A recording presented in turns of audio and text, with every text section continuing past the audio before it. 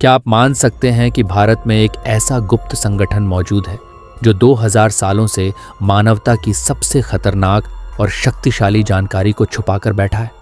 एक ऐसा रहस्य जिसे जानने की कोशिश करने वालों की जिंदगी ही बदल गई। अगर आपने ये कहानी मिस कर दी तो शायद आप कभी नहीं जान पाएंगे कि इतिहास की सबसे खतरनाक किताबें आज भी सुरक्षित हैं, और वो भी हमारे ही बीच। साल था 273 ईसा पूर्व। सम्राट अशोक ने अभी अभी कलिंग युद्ध में विजय प्राप्त की थी, पर यह विजय कोई उत्सव नहीं थी।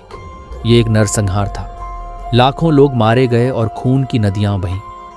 जब अशोक ने युद्ध के मैदान में लाशों के ढेर देखे तो उसका दिल कांप उठा।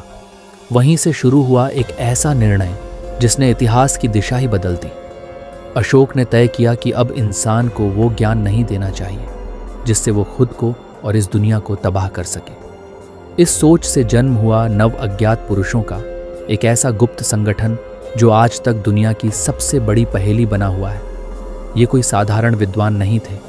ये ऐसे 9 लोग थे जिनकी बुद्धि और ज्ञान सामान्य मानव से कहीं ऊपर था।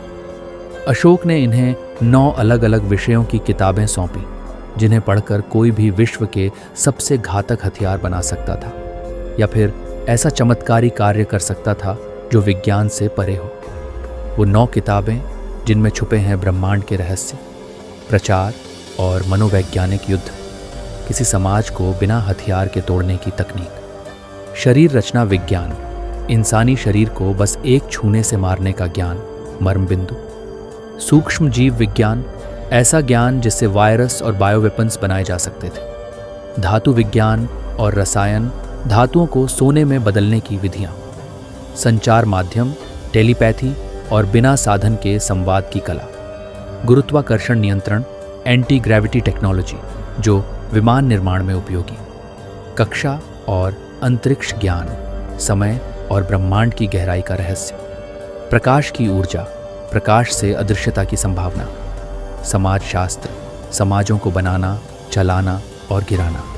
ये किताबें आज कहाँ हैं? अब तक कोई नहीं जान पाया कि ये किताबें कहाँ रखी गईं। कुछ कहते हैं कि हर युग में ये 9 पुरुष बदलते रहते हैं और एक नई पीढ़ी को किताबें सौंप दी जाती हैं। इन्हें किसी विश्वविद्यालय में नहीं पढ़ाया जाता। ये गुप्त ज्ञान केवल खास लोगों तक ही सीमित रहता है। क्या आधुनिक विज्ञान इन किताबों से प्रेरित है? कई लोग मानते हैं कि आधुनिक तकनीक जैसे nano technology, anti gravity drive और बायो वेपन सिस्टम्स दरअसल इन्हीं गुप्त किताबों से निकले विचार हैं जिन्हें समय के साथ दुनिया के कुछ खास वैज्ञानिकों तक पहुंचाया गया। कुछ चौंकाने वाले उदाहरण। पोप सिल्वेस्टर द्वितीय, 10वीं सदी।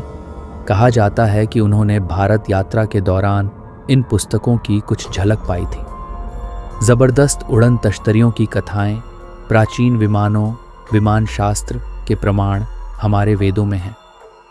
नालंदा विश्वविद्यालय के रहस्य। माना जाता है कि वहां कुछ नव अज्ञात पुरुषों ने छद्म रूप में अध्यापन किया। क्या वे आज भी हमारे बीच हैं? इस सवाल का जवाब किसी के पास नहीं है, लेकिन कुछ घटनाएं आज भी हैरान करती हैं। 2014 में एक भारतीय वैज्ञानिक की रहस्यमयी मौत हुई जिसने कहा था कि उसने प्राचीन भारतीय ग्रंथों में एंटी ग्रेविटी टेक्नोलॉजी देखी है। कुछ समय बाद वो लापता हो गया। 1987 में एक अमेरिकी पत्रकार विलियम रीस भारत आया। उसका दावा था कि वह नव अज्ञात पुरुषों की वास्तविक पहचान उजागर करेगा। उसने कुछ पांडुलिपियां ढूंढ निकाली थीं, लेकिन इससे पहले कि वो प्रेस कॉन्फ्रेंस करता, वो रहस्यमयी ढंग से लापता हो गया। क्या ये बस एक मिथक है?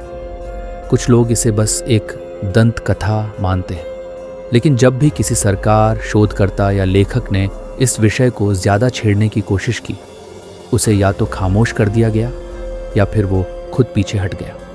आज के दौर में क्या ये संगठन सक्रिय है? कुछ थ्योरीज के अनुसार ISI, CIA और RIY जैसी खुफिया एजेंसियां इस गुप्त समाज की तलाश में रही हैं, लेकिन हर बार उन्हें खाली हाथ लौटना पड़ा।